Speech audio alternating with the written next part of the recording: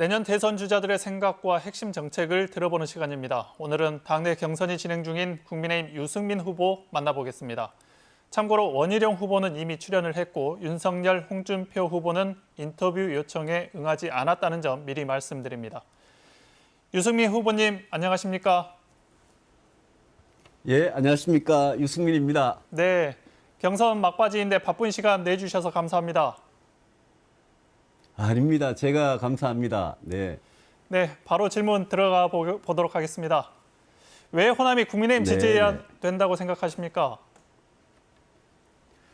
저는 우리 정치가 이렇게 영남 호남으로 이렇게 갈려서 그렇게 투표를 이렇게 하는 것보다는 어떤 정치인의 정책이나 정당의 정책 같은 걸 보고 자기 마음에 들면 찍을 수 있는 그런 세상으로 바뀌는 게 맞다고 생각을 합니다. 그래서 영남에서도 진보 정당을 지지할 수도 있고 호남에서도 건전한 개혁 보수 그런 정치인이면 저는 지지하는 그런 세상이 왔으면 좋겠습니다. 저희 국민의힘이 부족하지만 그런 걸 위해서 열심히 호남인들에게 진정성을 가지고 다가가고 있다는 말씀을 꼭 드리고 싶습니다. 네, 지금 경선에 나온 주자만 4명인데 그중에서도 왜 유승민이어야 하는지 설명 부탁드립니다. 제가 그 지방 경제의 어려움을 누구보다도 잘 알고 있습니다.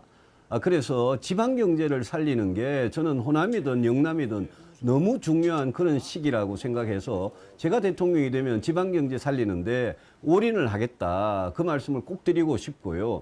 그리고 저는 평생 개혁 보수를 해왔습니다. 저는 보수가 정말 건전하고 개혁적으로 바뀌어야 한국 정치가 바뀐다고 그걸 실천해 오면서 살아온 사람입니다. 제 원내대표 시절, 제 대선 후보 시절 아마 우리 호남인들께서도 많이 기억을 해 주실 겁니다. 그래서 제가 개혁 보수로서 정말 진지한 그런 생각을 가지고 우리나라가 이 시대가 당면하고 있는 그런 경제 문제, 안보, 복지, 노동, 주택 이런 문제를 꼭 해결해내는 그런 대통령이 되고 싶습니다. 우리 광주 전남 분들께서도 그런 부분을 꼭 좀 평가를 해 주셨으면 하는 그런 기대가 있습니다. 호남이 국민의힘 지지를 꺼리는 건 오래된 차별의 경험 탓 아니겠습니까? 실제 이명박, 박근혜 시절에 호남은 인사와 예산에서 홀대를 당했던 것도 사실이고요. 대통령이 되면 이 부분 그렇습니다. 어떻게 하실 생각이십니까? 저는 호남에 대해서 그동안 정말 진정성을 가지고 다가갔고 호남의 발전에 대해서도 저는 광주공항 이전이나 우리 광주의 아시아 문화 중심 도시나 이런 거 제가 욕을 먹어가면서 추진을 했던 사람입니다. 그래서 저에 대해서 뭔가 저희 일관성이나 이런 데 신뢰를 갖고 계신다면 이번 국민의힘 후보 중에 저를 꼭 선택해 주시기를 제가 소망합니다. 홍준표 후보가 당선되면 즉시 이명박, 박근혜 두 전직 대통령 사면하겠다고 밝혔어요. 유 후보님 입장은 어떠신가요? 네.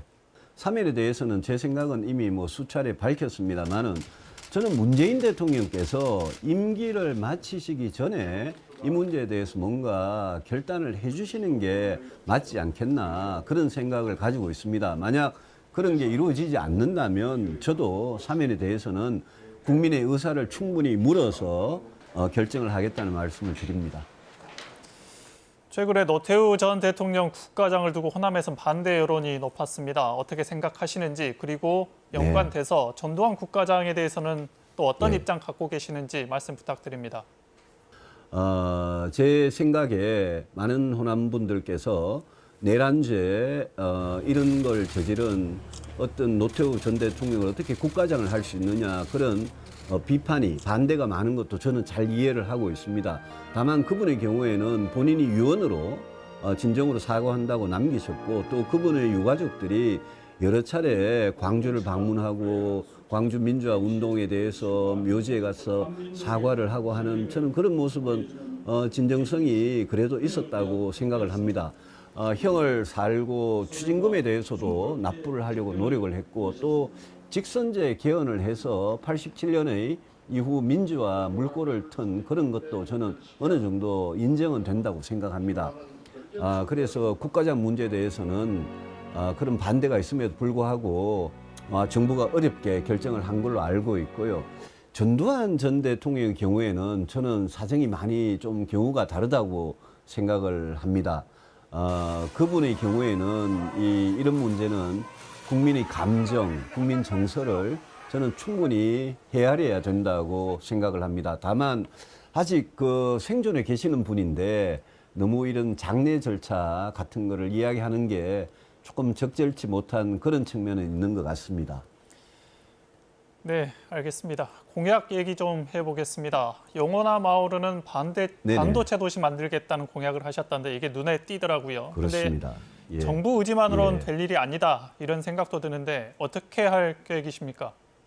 저는 지방 경제를 생각하는 차원에서 비메모리 분야의 반도체 산업을 저는 영남과 호남을 아우르는 그런 지역에다가 반도체 미래 도시를 제가 건설하겠다. 거기에 정부가 50조 원이라는 선투자를 하고 거기에 큰 반도체 기업이나 아니면 중견기업, 중소 반도체 업체들, 설계를 하는 회사들, 생산을 하는 회사들 이런 걸 다 집적한 그런 반도체 미래도시를 꼭 건설하고 싶습니다. 그렇게 되면 전남대나 조선대나 전북대나 아니면 경북대나 뭐 영남대나 부산대나 이런 우리 지방의 청년들에게 저는 정말 좋은 일자리를 지방에서 만들어 드릴 수 있다고 생각하고 국가 경제에도 큰 도움이 된다고 생각합니다. 제가 대통령이 되면 이 프로젝트는 꼭 추진을 하고 싶습니다. 네, 마지막으로 대한민국의 가장 큰 문제가 뭔지 또 해법까지 있으면 같이 말씀 부탁드립니다. 저는 경제를 살리는 대통령이 되고 싶습니다. 코로나 위기 이후에 우리 사회의 가장 큰 문제는 경제가 성장하지 않는다는 거, 양극화 불평등이 심화되는 거, 또 인구가 소멸될 위기로 점차 가고 있다는 겁니다. 저는 그중에서 대통령이 5년 동안 뭘 찔끔찔끔 해가지고는 문제가 해결되지 않습니다.